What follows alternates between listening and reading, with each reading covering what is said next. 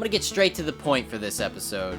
Sometimes there's a game that's not really good, but something compels you to play it, experience it, talk about it. Today on FamiCorner, that game is Hana no Star Kaidou.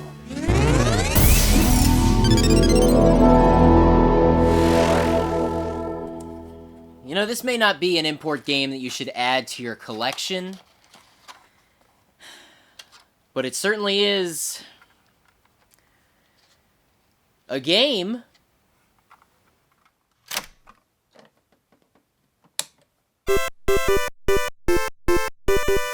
Hana no Star Kaidou, often translated as Flowering Star Highway, follows the journey of two aspiring musicians, Moeta and Goro. Goro? Nah, it's probably pronounced Goro. Goro. To truly pursue their musical career, the teenage duo must collect CDs to gain entrance to each recording studio and move on to the next stage. You know, just like in real life. I'm sorry, we just cannot give you a record deal. You've got the talent. You've certainly got... Oh, what's that? Oh, you've got 15 copies of Oops, I Did It Again. Whoa! Well, come right in, excuse me. I love Britney. CDs can be found in hidden areas of the level, or if you stun an enemy, you can surround them and squeeze them until they pop out a compact disc. Collecting enough CDs for each stage is a chore, and depending on the level, you'll need anywhere from 15 to 40 of them. And on top of that, you have to collect a unique special item in each stage. Cassette tapes, newspapers, cameras. But be careful, you can only carry one, and if you get hit, well, you lose it. Let's just talk about the controls. You'll be maneuvering the two wannabe pop stars simultaneously. You can move left and right using the directional pad, and you can press down to bring them closer together, and up to separate them. Pressing A jumps, and pressing B initiates some musical vocals, which you can use to attack. With all these options and maneuverability, you can attack in multiple directions and follow different pathways at the same time. Sweet, right? Right? No! No! Too bad this game is full of precision platforming, with platforms that are so small, you'll be flopping all over the place trying to position yourself so you don't fall to your death. But hey, that's not enough. Each area is also full of enemies that want you dead. Even your fans will kill you. How? Why? She will love you to death, and she will ask you for your autograph. To your death. You also have to watch out for random falling objects. Nice additional challenge. At least the giant evil microphone fits with the musical theme of the game, along with those evil paparazzi press photographers, and even those super cool reggae guys.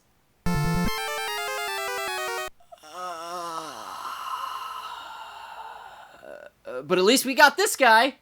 He just wants to high-five you. That's good. If you can survive the onslaught of ridiculousness, you'll make it to the recording studios in each stage, and once inside, you'll learn that recording studios are stupid, ugly, confusing mazes, with more people that also want you dead. Your goal is to find the exit without losing any of your precious CDs or that special item. This will take forever. There's no map and no indication of where you are, where you've been, or where you're going. You'll have to climb up, down, go left, go right. The pathways are nonsensical. I've spent hours in these buildings just wishing that I would stumble upon an exit. Everything is so haphazardly designed, I can't tell one screen from the next. Oh, and when you do find the exit, it's just two tiny little cars that you have to stand on.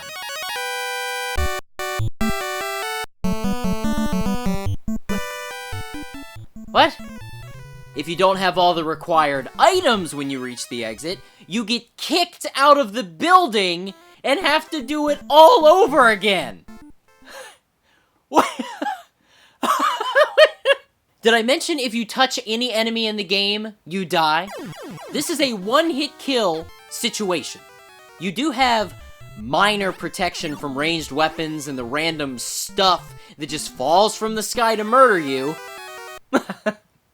See, your collection of CDs can act like Sonic's rings. You can take damage from these attacks, assuming you have some compact discs in your inventory. Well, that doesn't mean you should be jumping around stages all willy-nilly. Without enough CDs, you'll never finish this game.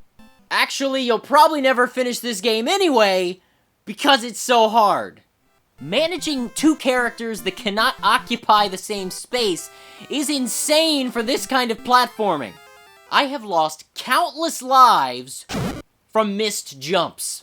If you don't space the duo properly as you land, or move just a smidge too much right or left, one of them is going down, and that's just another life gone. Conveniently, Moeta and Goro each have their own set of lives. Well, that's still not enough. See those little hearts there? See how they're disappearing? That's your time limit.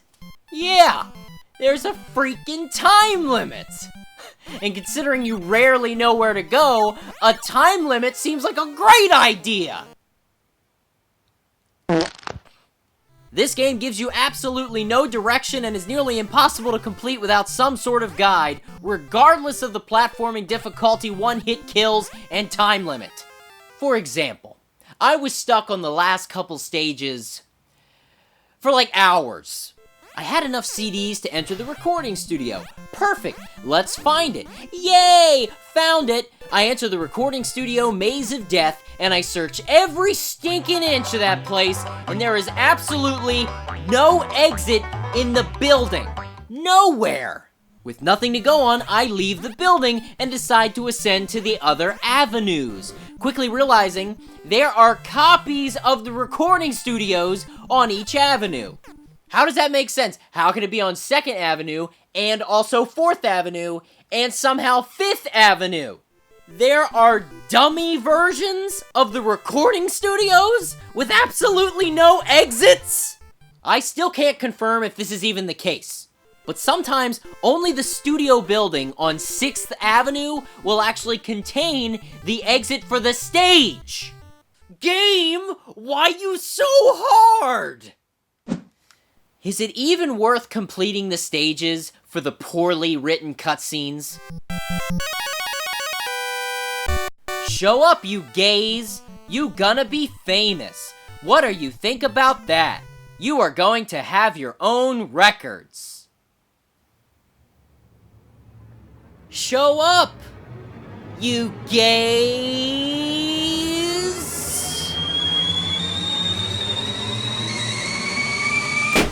Look, after some serious effort, I managed to complete Stage 5, reach the Budokan Studio, and beat this game. May 5th, 1989, Budokan, Tokyo.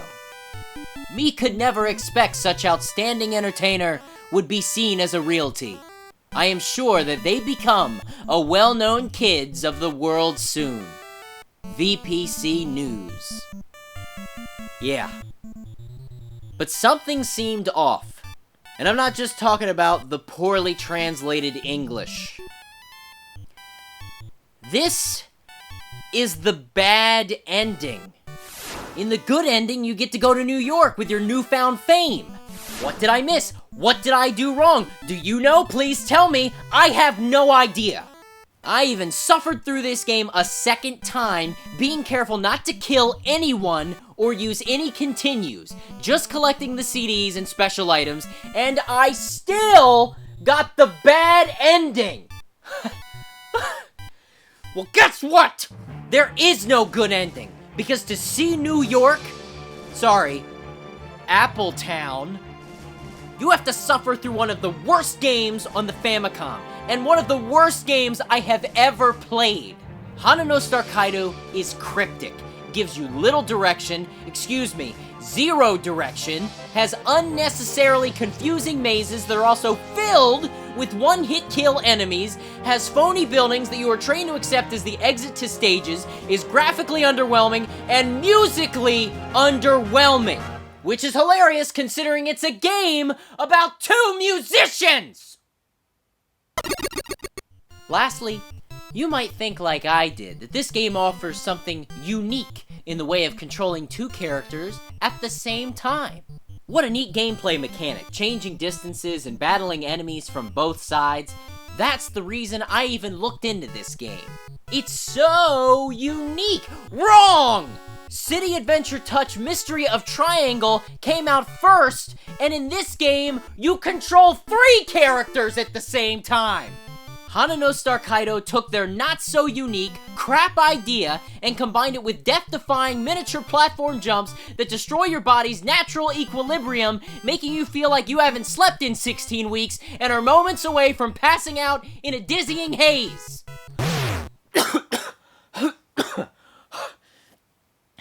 This game is going to kill me. You know, I love video games. I try to have fun, look past development issues, and try to find that little diamond in the rough that makes it worth the effort. Well, this time, I lose! Good day, sir! You know what? Don't even run the FamiCorner logo. This game doesn't deserve it. The episode is over.